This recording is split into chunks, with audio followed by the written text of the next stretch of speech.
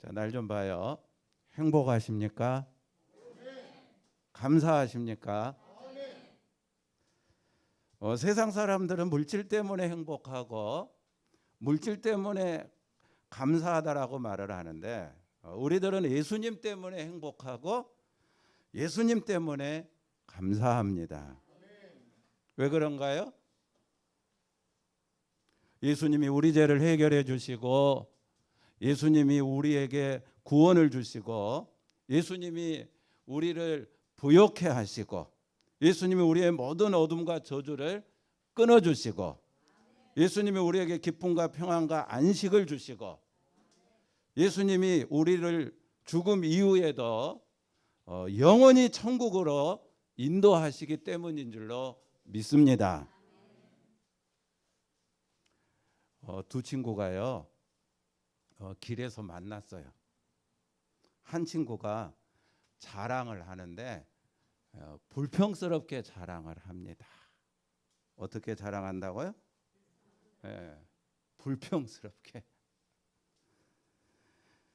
3주 전에 할머니가 돌아가셨는데 자기한테 2억 원을 유산으로 남겨주셨다는 거예요. 그러니까 다른 친구가 말을 합니다. 야, 너 참 수지 맞았다. 2억 원이 어디냐? 친구가 다시 말합니다. 2주 전에는 외삼촌이 갑자기 돌아가셨는데 자기한테 3억 원을 유산으로 남겨주셨다는 거예요. 다른 친구가 부러워서 또 말을 합니다. 아이고, 너 5억을 벌었구나. 이 할머니가 돌아가셔서 2억, 외삼촌이 돌아가셔서 3억, 모두 5억. 너 5억을 벌었구나. 너 행제했다. 얼마나 좋으냐? 친구가 계속 말을 해요. 지난주에는 고모님이 돌아가셔서 10억 원을 남겨주셨다는 거예요. 다른 친구가 말을 합니다. 야, 너 한 달 사이에 15억을 벌었구나. 이 공돈이 생긴 거 아니냐? 야, 너 부럽다. 근데 가만히 보니까 이 친구가 15억 원을 받고도 아까 불평스럽게 자랑한다 그랬잖아요. 불만이 가득한 거예요. 그래서 다른 친구가 물었어요. 야, 너 그렇게 많은 공돈이 생기고도 너는 왜 불만이 그렇게 가득하냐? 그러니까 15억을 공돈으로 받은 그 친구가 이렇게 대답을 하더라는 겁니다.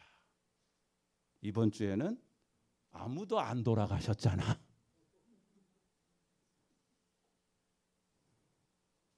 웃는 분이 별로 없네. 여러분, 우리가 웃기는 웃었지만 참으로 죄송하지만 이게 여러분과 저의 모습은 혹 아닐까요? 하나님께서 우리에게 15억 원하고는 비교할 수도 없는 천하보다 귀한 생명을 주셨고 예수 믿고 구원받아 하나님의 자녀 되어 하나님 은혜를 힘입고 살아가며 죽은 다음에도 천국에 가는 엄청난 축복을 받았음에도 불구하고 우리가 감사하지 못하고 살고 있지는 않으신가요? 별거 아닌 것들에 감사를 빼앗기지는 않으신가요? A. 핑크라고 하는 신학자가 감사를 가로막는 3가지 원인을 이렇게 규명을 했습니다. 첫째는 교만 때문에 감사하며 살지 못한다.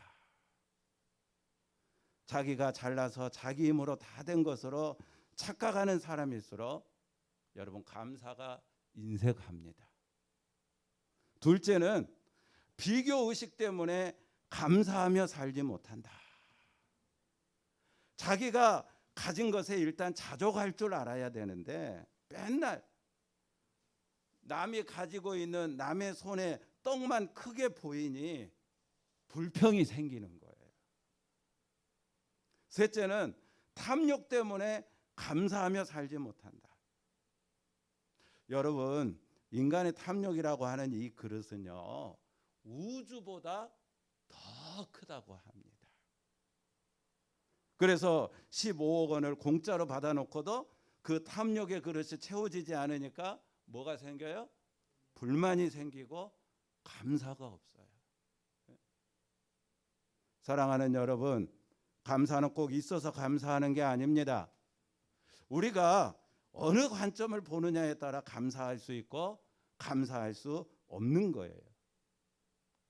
부산 경상대 총학생장이었던 최강식 씨의 이야기인데요.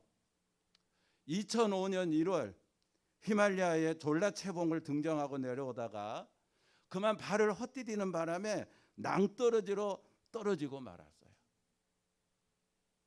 5일 만에 기적적으로 구조되어 살아났는데 안타깝게도 그는 동상에 걸려가지고 무려 10개의 발가락을 잘라내고요. 그리고 9개의 손가락을 잘라내야만 했습니다. 그에게 남은 건 왼손의 엄지손가락 하나였어요. 여러분이라면은 이런 상황에서 어떻게 하겠습니까? 그런데 그가 내놓은 고백입니다. 감사하다는 거예요. 왼손 엄지에 감사하다는 거예요. 왼손 엄지가 있어 문자도 보낼 수 있고 독수리 타법이지만 컴퓨터도 칠 수 있고 젓가락질을 할 수 있고 죽지 않고 살았다는 그 자체가 고맙고 그 이후로 자기 인생이 해피하게 변했다는 거예요. 그래요. 잃어버린 19개의 손가락과 발가락을 보면 살 수 없죠.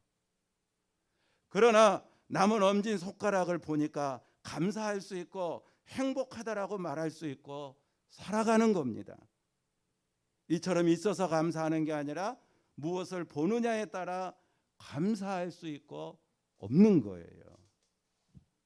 여러분들은 장미의 가시를 보면서 살아가십니까? 아니면 가시의 장미를 보면서 살아가십니까? 크리소스톰은요, 사람에겐 근본적인 죄가 하나 있는데 그것은 감사하지 않는 죄라고 말을 했고요. 어거스틴은 인간에게는 믿음, 소망, 사랑 이 세 가지는 항상 있어야 될 것이지만 자기들어 여기에다가 한 가지만 더 말하라고 한다면 자기는 무조건 감사를 말하고 싶다고 이야기를 했어요. 오늘 추수감사절을 맞아 여러분 모두 하나님의 은혜를 깨닫고 감사하면서 살아가는 감사적인 인간이 다 되시기를 주님의 이름으로 축원합니다. 한번 따라합시다. 누구를 만나느냐가 중요하다. 잘 아시는 대로 여러분 남한보다 북한이요 훨씬 더 지하 자원이 풍부합니다. 남한이 가지고 있는 지하 자원보다 북한의 지하 자원이 얼추해서 50배 더 많다고 그래요. 그만큼 이 북한이 지하 자원을 많이 가지고 있는데 근데 왜 북한이요 남한보다 50배 이상을 더 못 살까요? 어떤 분은요 남한하고 북한의 경제력의 차이를 무려 50년 이상으로 보던데 여러분 왜 이런 차이가 생길까요? 단도직입적으로 말씀드리면 지도자를 잘못 만났기 때문입니다. 여러분 동네마다 북한 그 동네마다 이러고 서 있는 사람 있잖아요. 김일성, 김정일, 지금은 누구예요? 김정은. 이 3부자 지도자를 잘못 만났기 때문입니다. 인민들은 굶어 죽든 말든 관심이 없고 요즘 맨날 하는 일이 미사일 쏘는 거잖아요. 이번에 쏜 미사일 폭탄을 가격으로 따지면은요 북한 사람들이 1년 동안 먹을 식량에 해당한다고 합니다. 잘 아시는 대로 중동에 가면은요, 이라크라고 하는 나라가 있는데 이 이라크라고 하는 나라는요, 석유가 많이 매장된 나라입니다. 석유가 없는 나라가 아니에요. 석유가 많이 매장되어 있는 나라예요. 그리고 무엇보다 이라크는요, 다른 중동 국가하고 다르게 유브라데와 티그라스 강이 흘러가지고 그래서 고대 문명의 발상지이기도 하고 중동 지역의 나라 중에 가장 살기 좋고 농사를 지을 수 있는 좋은 환경을 가지고 있는 나라입니다. 한때 페르시아 제국으로 세계를 지배했던 나라이기도 하고요. 그런데 그런 나라가 왜 지금은 가난하고 맨날 테러가 끊이지 않고 일어나서 지옥 같은 나라가 되었을까요? 역시 단도직입적으로 말씀드리면 누구를 잘못 만났기 때문에, 지도자를 잘못 만났기 때문입니다.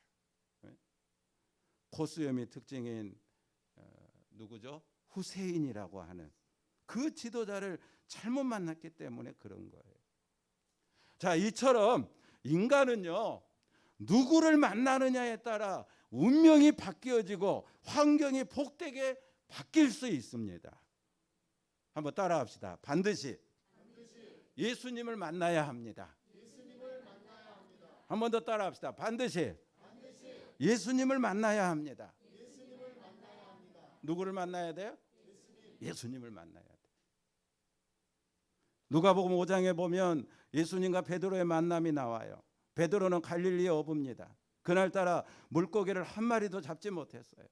실패한 베드로였습니다. 그런 그가 예수님을 만나게 됩니다. 여러분 어떻게 됐을까? 예수님 만난 다음에 당장 성경에 보니까 그물이 찢어질 정도로 물고기를 많이 잡는 베드로로 바뀌어졌어요. 예수님 만나기 전 조금 전까지만 해도 밤새도록 그물을 내렸지만 물고기 한 마리도 못 잡는 실패한 어부 베드로였는데, 뿐만 아니라 사람을 낚는 어부가 됐고 예수님의 수제자가 되었고 더 나아가 일대 교황까지 되는 그런 축복을 베드로가 받은 거예요. 이 모든 걸 다 누구 만나서 그랬다고요? 그렇죠. 예수님 만났기 때문입니다. 만약에 베드로가 예수님을 만나지 못했다면 여러분 우리가 어떻게 베드로를 알겠어요? 그냥 갈릴리 어부로 살다가 죽고 말았겠죠. 잘 아시는 대로 우리나라 최초의 목사님들 가운데요, 김익두 목사님이라고 하는 분이 계시는데, 이 김익두 목사님은 장안에 내놓으라 하는 깡패였어요. 김익두 이름만 대면 운운에도 멈출 정도로 아주 악명이 높은 깡패였어요. 주먹으로 황소를 잡을 정도로 힘이 셌다고 그래요. 그런 김익두가 소한연이라고 하는 선교사님을 통해서 예수님을 만나게 됩니다. 그 후에 김익두는 놀라게 변화되는데요. 여러분 누구든지 그리스도 예수 안에 있으면 새로운 피조물이라. 보라, 이전 것은 지나갔으니 새 것이 되었도다. 이 말씀처럼 술주정뱅이에서 깡패 두목에서 술 끊고 싸움 끊고 예수님 믿는 거룩한 김익두로 놀랍게 변화되었어요. 하루는 그런 김익두를 몰라보고 술 취한 주정뱅이가 시비를 걸었습니다. 그리고 김익두를 막 때리는 거예요. 화가 난 김익두가 그 사람에게 큰 소리로 말을 했습니다. 야, 나봐, 나 김익두야. 네? 장안의 깡패였던 김익두가 바로 나야. 그러니까 그 순간 술 취한 주정뱅이는 술이 확 깨고 자기가 시비를 건, 자기가 뭣도 모르고 막 이렇게 때린 사람이 누구라고요? 장안에 우는에도 금방 이름만 들어도 멈춘다고 하는 그 유명한 깡패 김익두. 그래서 이제 자기는 야 완전히 죽었다, 오늘이 바로 내 제삿날이다. 그렇게 걱정이 가득 찬 얼굴로 있으니까 그때 김익두가 유명한 말을 한마디 합니다. 한번 따라해 봅시다. 예수는 내가 믿었고 복은 네가 받았다. 여러분 무슨 말이에요? 과거에 김익두 같았으면 너는 지금 뼈도 못 추렸을 건데 김익두가 누구 만나서? 예수님 만나가지고 변화되었으니 복은 누가 받은 거예요? 그 사람이 받은 거예요. 그 사람이. 예? 만약에 김익두가 예수 안 만났으면, 예수 못 만나서 변화를 안 받았으면 이 사람은 오늘이 제삿날일 거 아니에요. 예? 그러니까 복은 누가 받았어요? 그 사람이 받은 거죠. 여러분 이 모든 것이 다 예수님 만났기 때문입니다. 할렐루야. 오늘 추수감사절 초청을 받고 오신 분들이 계시는데요. 어제 설교를 준비하면서 제 목회에 지난 추수감사절에서 잊을 수 없는 분이 한 분 떠오르더라고요. 박봉천 성도님이라고 하는 분인데 이분이 6.25 참전 용사였고요.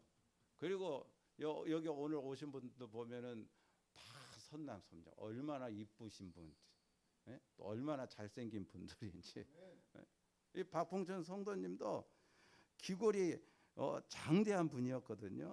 제가 이분을 처음 만난 게 기억을 더듬어 보니까 2006년도 우리 무지개 교회가 어디 있었냐면은 중앙시장 근처 지하에 있을 때인 것 같은데, 그때도 추수감사절 전도 초청 잔치를 했거든요.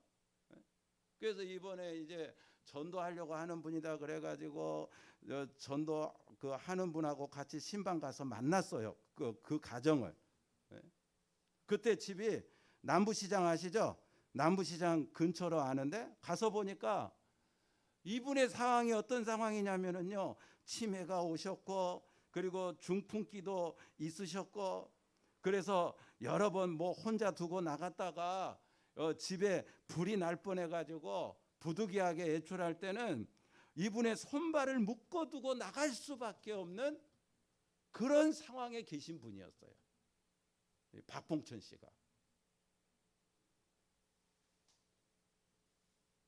그런 박봉천 씨를 신방 가가지고 보혈 찬송을 불러주고 합심해서 뜨겁게 기도해주고, 그리고 듣든지 못 듣든지 성경 말씀을 전하면서 하나님이 당신을, 우리 박봉천 씨를 얼마나 사랑하는지 하여튼 상관없이 막 선포를 했어요.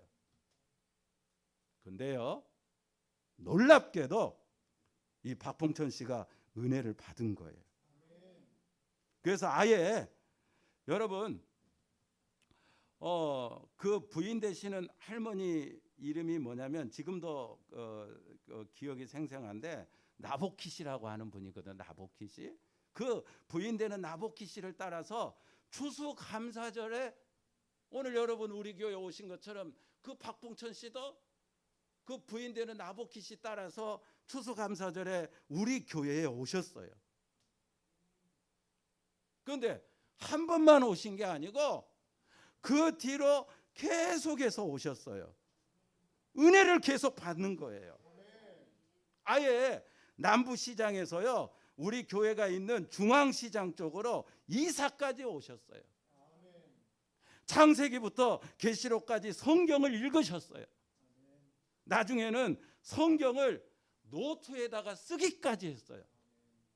제가 신방 가면 보여주었거든요.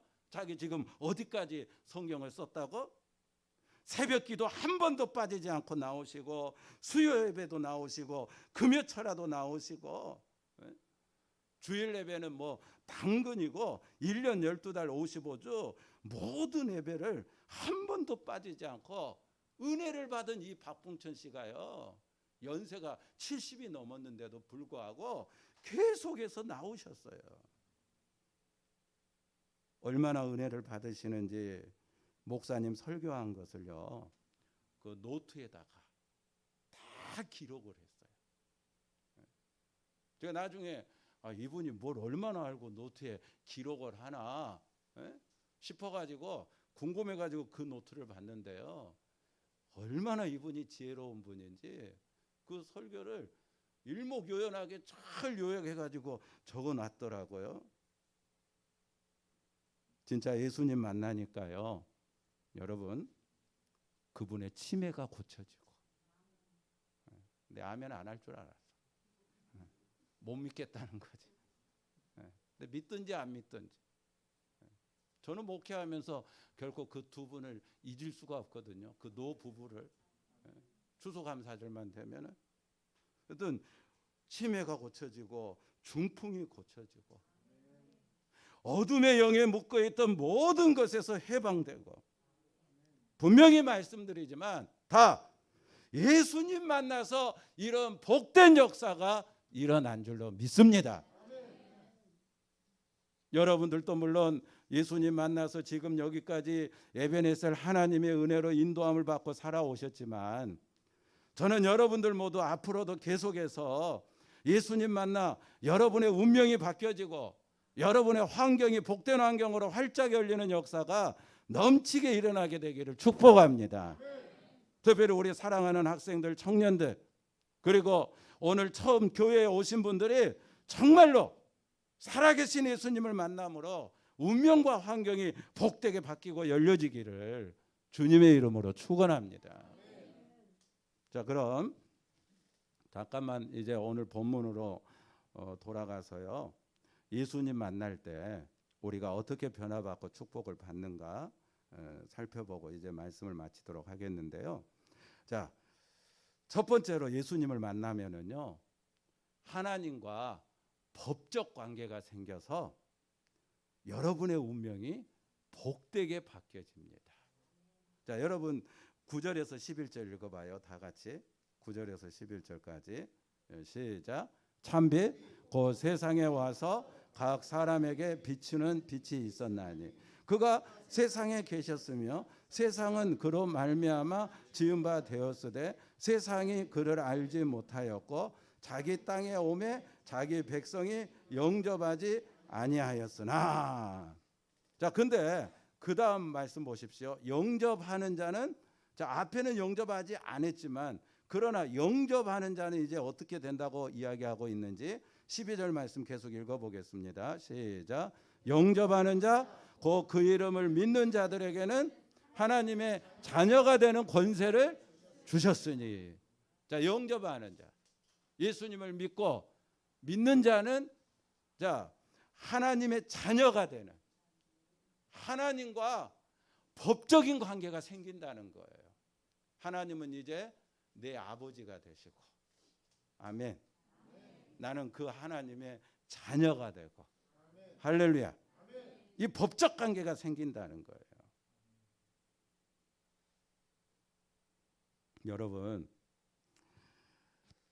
부부간은 우리가 촌수로 따지면 무촌이죠. 무촌이라는 거는 그만큼 가깝다는 뜻이기도 하고, 그러나 돌아서면 남남이 된다는 뜻이기도 해요. 그런데 부모와 자식 간은 우리가 천륜이라고 합니다. 그 어떤 것으로도 그 관계를 끊을 수가 있어요, 없어요? 끊을 수가 없어요. 자식이 아무리 개망나니 같은 짓을 했다 할지라도 자식과 관계를 끊을 수가 없습니다. 그런 자식이라도 집 나가서 돌아오지 않으면은요, 부모는 그때부터 편하게 밥을 못 먹고 편하게 잠을 잘 수가 없어요. 이것이 부모와 자식의 관계입니다. 여러분, 마찬가지로 우리가 예수를 영접하면 하나님과 우리가 이런 부모와 자식의 관계로 법적 관계가 맺어진다는 거예요. 내가 예수님 영접하면 하나님과 나는 부모와 자녀라는 법적 관계가 생겨서, 여러분, 부모와 자식의 관계가 천륜이듯이, 그래서 절대로 자녀를 버릴 수가 없듯이 하나님은 우리를 버리지 않아요. 끝까지 우리를 책임져 주십니다. 여러분, 박지만 씨라고 혹시 아실지 모르겠는데 박정희 대통령의 아들이잖아요. 에? 어렸을 때 어머니 유경수 여사가 총탄에 죽고, 또 나중엔 아버지 박정희 대통령도 11.6 사태로 총탄에 맞아 죽고. 그래서 이 박지만 씨는 정신적인 충격에 알코올에 빠지고 여자에 빠지고 심지어 마약에 빠졌어요. 원래 이 대통령의 아들은요, 국가가 보호해주게 되어 있다고 그래요. 그래서 국가가 이 박지만 씨를 돕기 위해서 뭐 요양원도 보내고 정신과 치료도 받게 하고 재생할 수 있도록 직장도 주고 사업도 밀어주고. 그러나 이 박지만 씨는 변하지 않았어요. 그런데 이런 박지만 씨에게 놀라운 일이 일어났습니다. 박지만 씨가 하루는 소망교회에 출석을 하게 됐어요. 그리고 은혜를 받았습니다. 세게 받았어요. 그래서 술도 끊어지고 여자도 끊어지고 끊기가 어렵다는 마약도 끊었어요. 할렐루야. 그리고 변호사인 여자를 아내로 맞아가지고 행복한 가정을 이루었습니다. 그리고 그 사이에 아들까지 얻었습니다. 여러분, 사람도 할 수 없었고 부모도 친척도 대통령도 국가도 할 수 없었던 것을 하나님이 하셨습니다. 하나님은 오늘 법적 관계에 있는 당신의 사랑하는 자녀들인 저와 여러분을 위해서도 천군 천사를 보내 보호하시고 지켜주시고 인도하십니다. 그래서 우리의 삶이 복되게 바뀌어질 수 있는 거고 우리의 운명도 복된 운명으로 바뀌어질 수 있는 거예요. 예수를 영접하는 것이 얼마나 큰 축복입니까? 꼭 예수를 영접하시고 믿으시기를 바랍니다.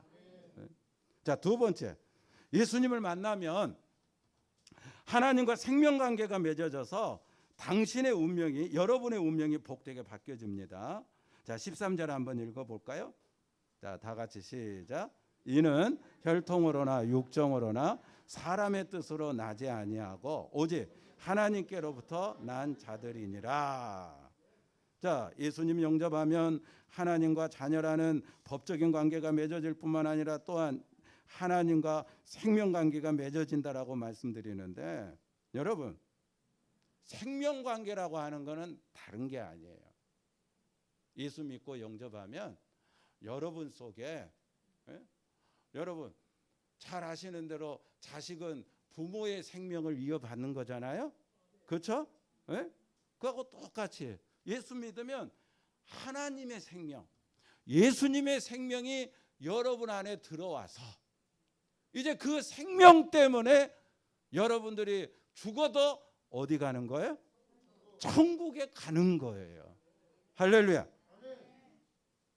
여러분, 저기 제 방에 있는데요, 목양실이라고. 저기는 제가 책도 읽고 설교도 준비하는 곳인데 어디든지 교회는 다 목사님 방이 있거든요. 그래서 여러분들이 저 방은요 그냥 마음대로 막 들어오면 안 돼요. 들어올 때는 반드시 뭐 해야 돼요? 노크를 하고, 그리고 들어오셔야 되거든요. 제가 오래전 일인데요. 제가 제 방에서 역시 설교를 한참 준비하고 있는데 어떤 사람이 갑자기 제 방을 발로 문을 빵 차고 들어오는 거예요. 그래서 제가 깜짝 놀라가지고 뒤를 돌아보니까 누구였을까요? 우리 애가 그랬어요. 대뜸 학원 가는 길인데 날씨가 더워가지고 아이스크림 사 먹게 500원만 달라는 거예요. 제가 그랬어요. 야, 너 노크를 하든가 인기척을 하든가 그러면서 들어와야지. 깜짝 놀랬잖아. 그러니까 우리 애가 뭐라고 했는지 압니까? 에이, 아빠 방에 들어가는데 뭐 노크가 필요해요. 근데 듣고 보니까 맞아요, 틀려요? 맞아요. 그날 제가 얼마나 그 말에 은혜를 받았는지요. 여러분, 맞습니다. 우리가 천국 들어갈 때도 역시 노크가 필요합니까? 우린 누구 집에 가는 거예요? 아버지 집에 가는 것이니까 참으로 예람된 말씀이지만 발로 천국문 빵 차고 들어가는 거예요. 할렐루야. 가끔 전도하다 보면 대표 좋아하는 분들이 있거든요. 우리 집에는 집사람이 대표로 교회를 다닌다는 거예요. 그래서 자기는 나중에 대표로 교회 나간 그 부인 치맛자락 붙들고 천국 갈 거라는 겁니다. 그런데 대표 좋아하는 그 가정이요, 하루는 진짜 천국 문 앞에 섰어요. 예수님이 뭐라고 하셨는지 아십니까? 야, 대표 좋아하는 가정이 왔구나. 천국도 대표로 한 사람만 들어가라. 근데 세상에서 대표로 수고했던 네가, 아내가, 엄마가 천국에 들어와라. 그러시더라는 거예요. 사랑하는 여러분, 뭐 아내가 믿음 좋다고 해서 남편이 천국 가는 것도 아니고, 부모가 믿음 좋다고 해서 자녀가 천국 가는 것도 아니고, 저와 여러분 모두가 다 각각 예수님을 영접하고 믿어 하나님과 생명 관계를 맺어야 우리가 천국에 가는 거예요. 그러니까 대표로 네가 교회 가라 그러지 말고, 다 각각 예수를 믿으시기를 바랍니다. 하나만 더 이야기하고 마칠게요. 마지막 세 번째, 예수님을 만나면은요, 하나님과 능력 관계가 맺어져서 당신의 운명이, 여러분의 운명이 복되게 바뀌어집니다. 여러분 그 12절 말씀 한 번만 더 읽어볼까요? 영접하는 자, 그 이름을 믿는 자들에게는 하나님의 자녀가 되는, 뭘 줬대요? 권세를 줬대요. 힘을 줬대요. 권세. 에? 여러분, 세상 권세도 힘이 있어요. 어떤 사람이 차를 타고 가는데 앞에서 교통경찰이 뭡니까? 이 호각으로 이렇게 막 분다든가 또 사이렌을 울리면 서야 돼요, 안 서야 돼요? 왜 서야 돼요? 교통경찰에게 뭐가 있기 때문에? 권세, 힘이 있기 때문에. 길거리에서 어떤 여자 경찰이 호각을 불었어요. 그런데 어떤 그 큰 차, 큰 트럭 있잖아요. 운전사도 보니까 엄청나게 기골이 장대한 큰 사람인데, 그런데도 불구하고 서야 돼요, 안 서야 돼요? 서야 돼요. 뭐가 있기 때문에? 권세가 있기 때문에 그런 거예요. 여러분, 이처럼 세상 권세도 힘이 있고 대단한데, 저와 여러분이 하나님의 자녀가 되면은 권세를 주셨으니, 이 권세는 세상의 힘이 아니라 하늘의 힘을 이야기하는 거예요. 지금까지 없는 새 힘을 하나님의 자녀가 되는 저와 여러분에게 주신다는 거예요. 그래서 그 힘으로 우리가 이 세상, 힘든 세상을 능력 있게 살아갈 수가 있다는 거예요. 잘 아시는 대로 여러분, 다윗과 골리앗의 전쟁 알잖아요. 싸움. 골리앗은 다윗의 2배가 넘고, 그리고 전쟁터마다 정말 승리한 그런 장수였는데, 다윗은 어린 소년이잖아요. 한 번도 전쟁을 싸워본 적이 없는. 그런데 다윗에게는요, 성경 말씀에 이르니까 이렇게 이야기하고 있어요. 다윗이 블레셋 사람에게 이르되 너는 칼과 창과 단창으로 내게 오거니와 나는 만군의 여호와의 이름 곧 네가 모욕하는 이스라엘 군대의 하나님의 이름으로 내게 가노라. 하나님의 권세가 있었어요. 힘이 있었어요. 그래서 그 골리앗을 잡으려고 나가는데 세상에 물맷돌 가지고, 물맷돌 아시요? 그 하천에 있는 조그만 자갈돌 있잖아요. 그 물맷돌을 가지고 골리앗을 향해서 새총 쏘듯이 쐈는데, 권세가 있으니까 그 거인 골리앗이 그 자리에서 그 물맷돌 맞아가지고 즉사하고 말았습니다. 하나님의 능력, 예수를 영접하면 그 능력으로 우리가 힘든 가운데서도 기쁘게 살 수 있고 감사하면서 살고 있고, 내 마음을 그 능력을 신뢰하기 때문에 평안하게 유지시켜 줬고, 그리고 죽은 다음에도 우리가 어디 가요? 지옥에 안 가고 천국에서 영원히 행복하게 살 수가 있습니다. 이제 말씀을 마칩니다. 여러분, 제가 오늘 추수감사절 설교 준비하면서 많은 걸 준비했는데, 요거만 보고, 자 봐봐요. 다 여기 뭐예요? 이게 한자로 죄죠. 근데 한자로 죄가 뭔지 압니까? 위에 요거는 넉사자예요. 동서남북 사방을 가리키는. 밑에 요거는 안일비자예요. 그러니까 죄가 있는 사람은 동서남북 사방으로 땀을 흘리고 빨빨거리고 돌아다닌다고 해도 뭐가 된다 안 된다? 안 된다는 거예요. 이게 죄예요, 죄. 성경에서는요, 가장 근원적인 죄를 하나님 안 믿는 죄라고 말씀하고 있습니다. 아무리 대단한 자라도 하나님 안 믿으면 돼요, 안 돼요? 안 된다는 거예요. 네? 믿어야 되겠어요, 안 믿어야 되겠어요? 예수님 영접하셔야 돼요. 운명을 바꿔야 돼요. 네? 자, 또 봐요. 여기 숫자가 많이 있는데 얼마일까요 이게? 10억. 금방 알아맞춘 우리 최인엽 집사님한테 10억이 갈지어다. 또 여러분 모두에게도 하여튼 10억이 생겼으면 좋겠어요. 근데 10억인데 앞에 일자만 가리면 이게 얼마가 돼요? 이거 뭐예요?